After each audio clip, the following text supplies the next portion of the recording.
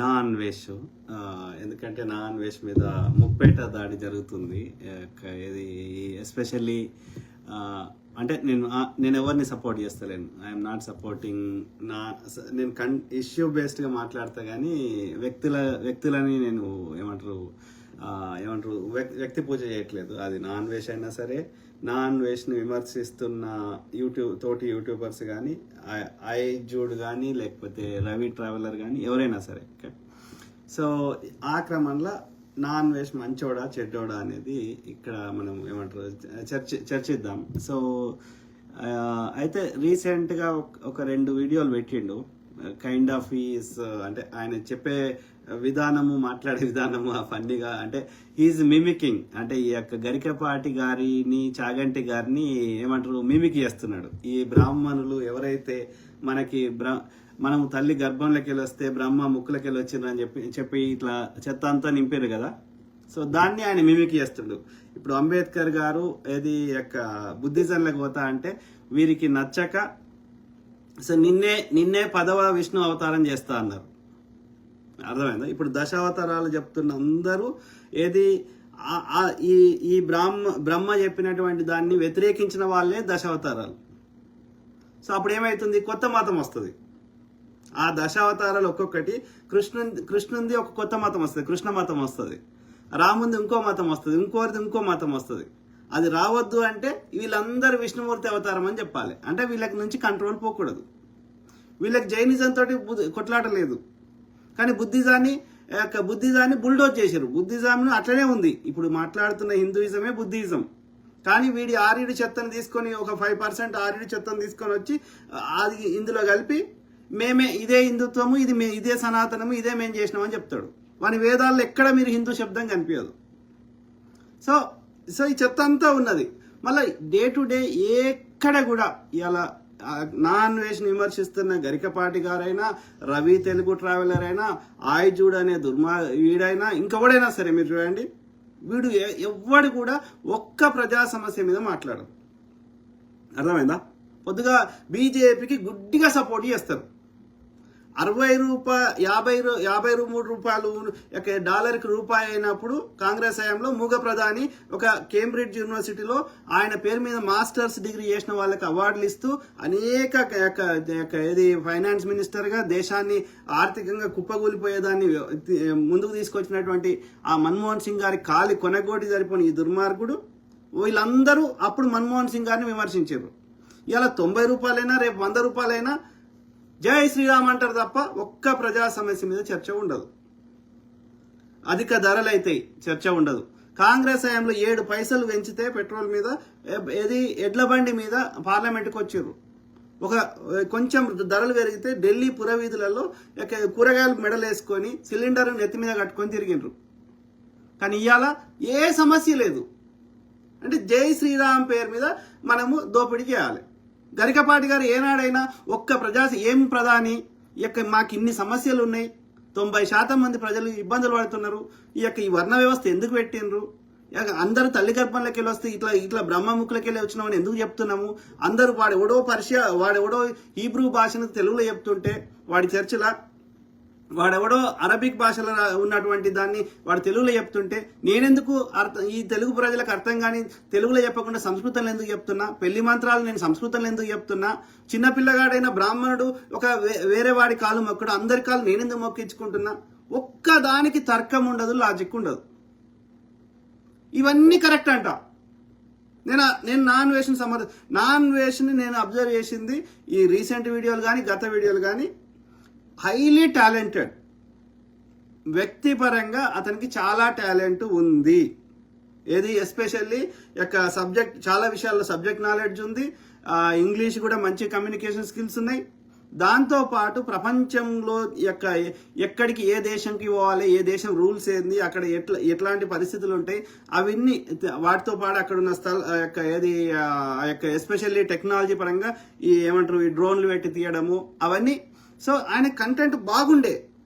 మీరు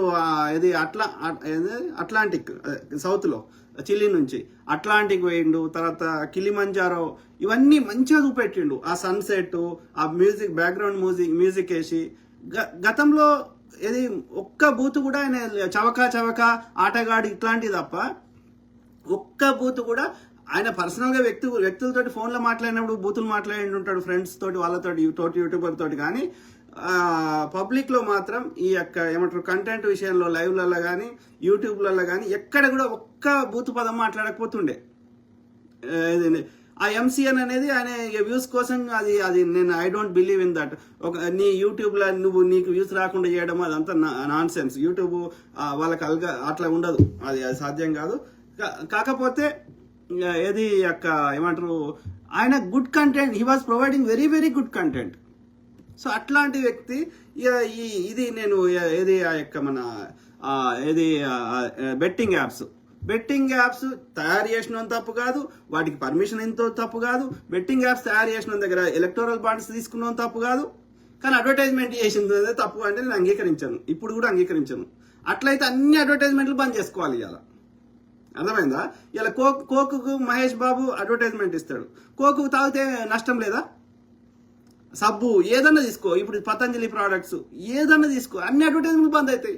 అడ్వర్టైజ్మెంట్ బంద్ అయితే నీకు ఒక్క కంటెంట్ రాదు, సీరియల్ కంటెంట్ రాదు, జబర్దస్త్ కంటెంట్ రాదు, శ్రీదేవి డ్రామా రాదు. అన్ని అడ్వర్టైజ్మెంట్లతోటే కదా. మనం పైసలు ఇచ్చి చూస్తున్నామా? ఫ్రీగా చూస్తున్నాం. మనకు ఫ్రీగా ఎట్లా వస్తుంది కంటెంట్? వాళ్ళు కంటెంట్ తయారు చేయాలంటే వాళ్ళకి పైసలు అయితే. సినిమాకి అడ్వర్టైజ్మెంట్లు ఉన్నాయి, అందుకని నీకు పైసలు ఇచ్చి సినిమా చూడాలి. కానీ ఈ టీవీలలో వచ్చేది అడ్వర్టైజ్మెంట్లతోటే వాళ్ళకి బతుకుతున్నారు. కాబట్టి ఇప్పుడు అడ్వర్టైజ్మెంట్లు చూపెట్టినట్టు నిజంగా కొనుక్కుంటే అది పనిచేస్తుంది? అట్లా ఒక్కడు కూడా పనిచేయదు. మరి అప్పుడు అట్లప్పుడు అన్ని అడ్వర్టైజ్మెంట్లే క్లోజ్ చేయాలి. ఇప్పుడు ఆ సుష్మా భూపతి అని ఒక ఆమె ఉంది, వీళ్ళందరూ రీల్స్ చేసే వాళ్ళందరూ ఇప్పుడు బంద్ చేసుకోవాలి. వీళ్ళందరూ చేసేది అడ్వర్టైజ్మెంట్లే కదా. వీళ్ళకి పైసలు ఎక్కడి నుంచి వస్తున్నాయి ఈ రీల్స్ చేసే వాళ్ళకి? వాడు ఇన్స్టాల్ ఇచ్చేదాన్ని ఇప్పుడు ఈవెన్ యూట్యూబ్ ఇప్పుడు నేను మాట్లాడుతున్నా, లేకపోతే రేపు యూట్యూబ్లో పెడతాం, ఎట్లా వస్తాయి? అడ్వర్టైజ్మెంట్లే కదా. ఆ అడ్వర్టైజ్మెంట్లో చూపెట్టింది నిజంగా పనిచేస్తుంది యాజ్ ఇట్ ఈస్ అని చెప్పి వాళ్ళని కేసులు వేస్తామా, జైలు వేస్తామా? ఆడుకోవాలన్నా వాడు చెప్తాడు, నీకు ఆడుకోవాలన్నా లేదని నీకు ఉంటుంది కదా ఇంగిత జ్ఞానము. ఎవడన్నా బెట్టింగ్ చేసినోడు, జూదం ఆడినోడు ఇక్కడ ధనవంతుడు అయిందా? వ్యభిచారం చేసిన వాళ్ళు, జూదం ఆడిన వాళ్ళు, ఇల్లీగల్ పనులు చేసిన వాళ్ళు ఎవరైనా అయినరా ధనవంతులు? కష్టపడి ఏదైనా వ్యాపారం చేసి మంచి ప్రోడక్ట్ ఇచ్చి మంచి సర్వీస్ ఇస్తే అట్లా అయింది, కానీ ఇట్లా అవుతారా? కానీ మరి చేయాల్సి వస్తుంది కదా. That is the way it is కదా. నీకు నిజంగా కొట్లాడేది ఉంటే ప్రభుత్వంతో కొట్లాడు, ఆ యాప్లను గవర్నమెంట్ అది బ్యాన్ చేపియండి, ఆ యొక్క కంపెనీని రద్దు చేపియండి మోడీ గారితో, అది మేక్ సెన్స్. లేకపోతే అది చట్టంగా వ్యతిరేకమని కొత్త ఎన్నెన్నో చట్టాలు తెస్తున్నప్పుడు ఎవరికి తెలియకుండా ఆ యొక్క జూదం ఆడేటి పర్మిషన్ ఇవ్వద్దు కదా. అది గవర్నమెంట్, భారత ప్రభుత్వం తప్పు కదా. కాబట్టి అడ్వర్టైజ్మెంట్లు అనకూడదు కదా, కింది పక్షులను అనకూడదు కదా. గవర్నమెంట్ అది లీగల్గా తప్పు కాదు కదా, గవర్నమెంటే పర్మిషన్ ఇచ్చింది కదా. బెట్టింగ్ యాప్స్ ఎవరు తయారు చేస్తున్నాడు? అడ్వర్టైజ్మెంట్ చేసేవాడు కాదు కదా. సో ఆ రకంగా అయితే ఇక్కడ మెయిన్గా టాపిక్ ఏంటంటే, సో నా అన్వేష్ మీద ముప్పేట దాడి జరుగుతుంది. ఎందుకంటే అతను యొక్క ఏది బెట్టింగ్ యాప్స్ రిలేటెడ్ కానీ ఎవడోడి లోపాలు ఉన్నాయో యూట్యూబ్లలో వాళ్ళందరినీ ఎక్స్పోజ్ చేయడం జరిగింది. కొన్ని అద్దులకు మించి ఏమంటారు వాళ్ళు అదే వాళ్ళ లోపాలు ఇక ఎందుకో తెలియదు కానీ వాళ్ళ యొక్క ఈ బెట్టింగ్ యాప్స్ రిలేటెడ్ ఎక్కువైంది. భయ్యా సన్నీ యాదవ్ కానీ లేకపోతే ఈ బెట్టింగ్ యాప్స్ రిలేటెడ్ అది దానికి వాళ్ళందరూ పగ పెట్టుకున్నారు, కోపం పెట్టుకున్నారు. సో దాన్ని ఇప్పుడు వాళ్ళందరూ కలిసి దాని మీద ముప్పేట దాడి చేస్తున్నారు. సో కాకపోతే మొన్న రీసెంట్గా మాత్రం ఏది ఈ పదాలు కొన్ని ఆయన ఇంటెన్షన్ వాజ్ గుడ్, ఆయన ఉద్దేశం మంచిదే. నేను అనేది ఆయన మహిళల ఆ విషయంలో నేను కాన్ఫ్లిక్ట్ చేస్తా. ఏది మహిళలు నేను చాలాసార్లు చెప్పినా మళ్ళీ చెప్తున్నా, డ్రెస్సింగ్ అనేది సిచ్యువేషన్ తగ్గట్టుగా వేసుకోవాలి. ఎక్కడ ఇప్పాలి ఎక్కడ వేసుకోవాలో తెలుసుకుంటే సరిపోతుంది. డ్రెస్ కోడ్ అని కొన్ని ప్లేస్లకి డ్రెస్ కోడ్ ఉంటుంది, అది పాటించాలి.